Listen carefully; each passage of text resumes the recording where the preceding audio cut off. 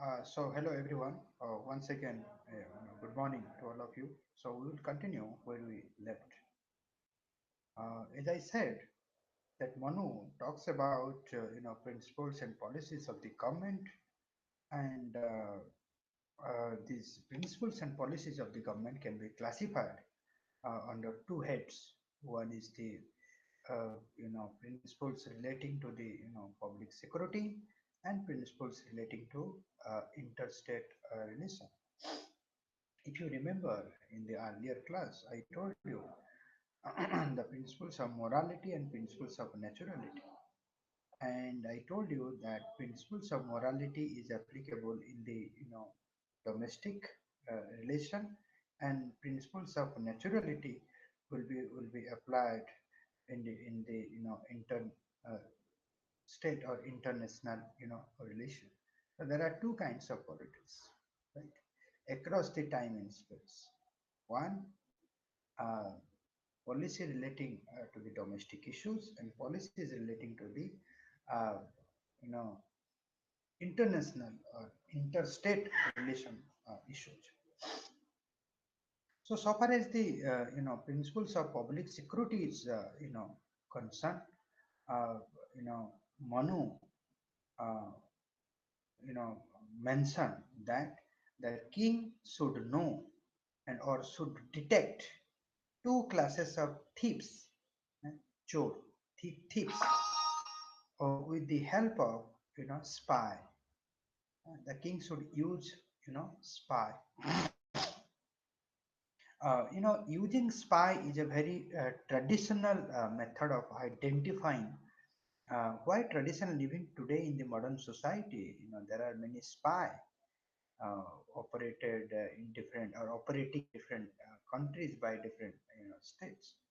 If you remember the Ramayana, then you can know the king himself, Ram, was actually spying to know the reality, what the Prajas are thinking. And once you know about the thinking, the values, the orientation, intention of Praja, then you may perform Raja Dharma, successfully. The king can use spy to detect, thieves, and there are two classes of thieves. So one is the open thieves, and second is the secret, thieves. And who are the open thieves? The person who takes bribe and lives by fraudulent means. For example, the fortune teller, those who talks about the future, uh, gamblers, those who are fraud or cheats, uh, those who are doing improper conduct. So they are actually the open thieves. And the second category of thieves, as I said, this is the secret thieves. And who are the secret thieves? uh, the person who secretly steal. I mean, those who are burglars, robbers, robbers. They are the secret thieves. They use night uh, to do all these function. They are the second category of thieves, and different punishment for different crimes. So there is punishment for the open thieves, and there is different punishment for the secret thieves. Members uh, who do not react to injustice are to be punished for their inaction. Here, Manu is actually brilliant, and today actually we are lacking this point, uh, that when somebody is doing injustice, then we think that he is the only culprit. He should be punished. But the inaction of the gentleman, the so-called gentleman, um, towards that injustice, we do not think in today that it is not a crime. But to Manu, that inaction of gentlemen towards injustice is also the crime, and they should be punished. So members who do not react to injustice are to be punished for their inaction. This is a very brilliant point, Manu made. And Manu knew that no government can work without, finance. And he supported the idea of taxation by the king. So today, there are there are taxation we are doing. And Manu at that time, he also mentioned it. He supported the idea of taxation by the king, and he has listed seven different kinds of taxes. Seven kind of taxes. So one, tax relating to the land revenue. Second, tax relating to the fees. Then third, tax relating to fine. The various fines you give when you breach the laws. Then the tax for use the water or water resources,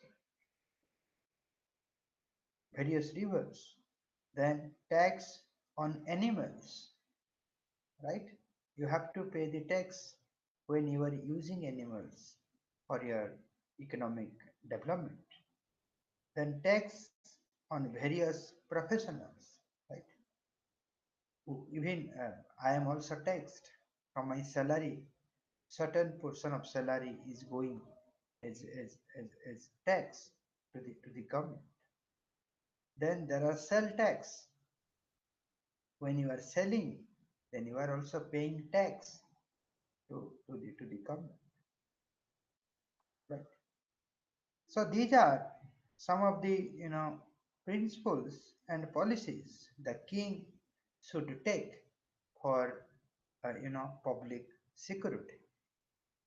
There are also certain principles that king must follow so far as the interstate relation is concerned. And so far as this interstate relation is concerned, diplomacy plays a very important role, right?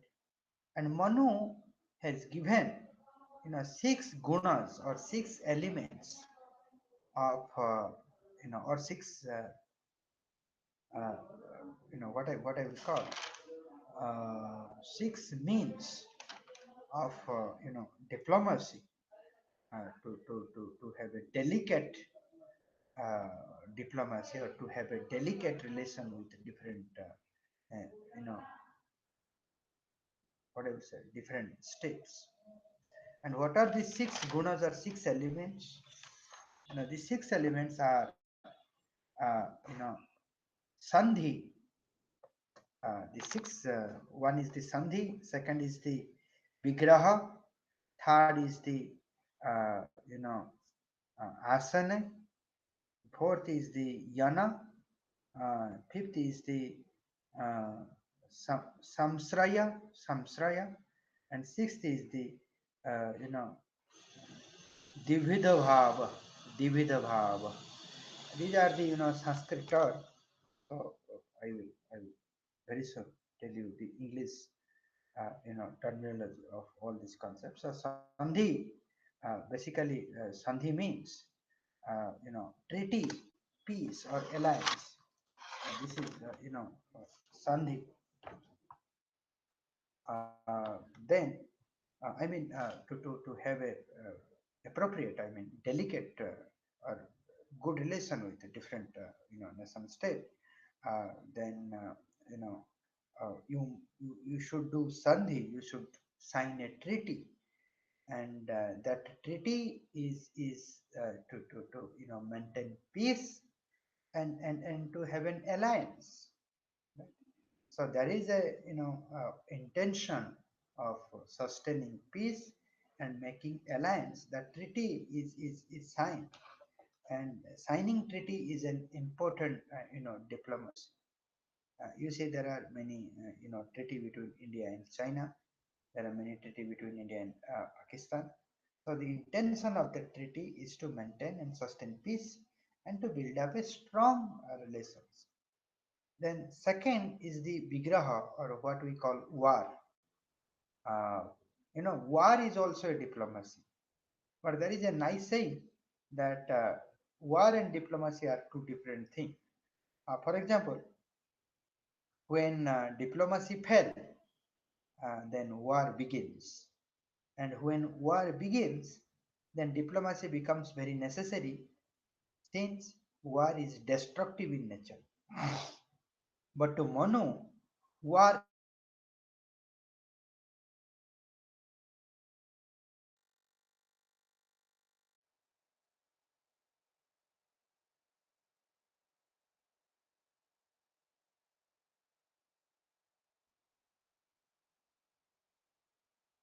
creative.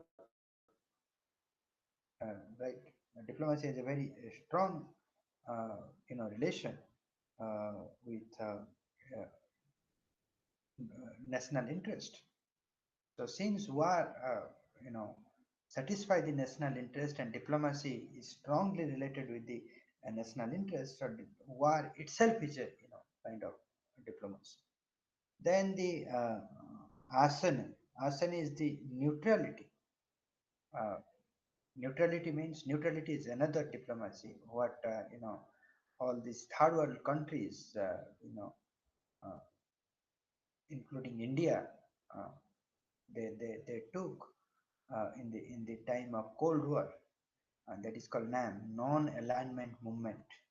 Right. So that is a neutrality. That is also a policy. That is also a diplomacy. That I will neither with this side or nor with that side. Uh, so I will just maintain my position of neutrality. Right. That is one kind of diplomacy. Then uh, yana. Yana means preparation for attack without doing the work. I mean, you can talk about there is arm race. So every state they will develop their art. They will make, or they will create their various arms, but they are not involved in the war. Right? So the more art you have, then your military strength will be much more higher, and it has an influence over other nation state. Uh, so this yana, or preparation for attack means developing various arm race. Uh, that is, another kind of diplomacy, that without doing any war, you try to influence the others. The others will not, uh, you know, uh, dare to fight against you. That is, uh, yana. Then samsraya. Samsraya means seeking the protection of another. Seeking the protection of another is another important, diplomacy. For example, it's a hypothetical example. Suppose uh, there is a strong relation between Pakistan and United States of America. Uh, Maybe United States of America may, uh, go against India's national interest. So there, uh, if India, is tilting towards, Russia, then the entire scenario will be changed. So this tilting itself is a kind of diplomacy, and that is something called samsaraya. That means uh, जिनके शरण में हम जाते हैं, right?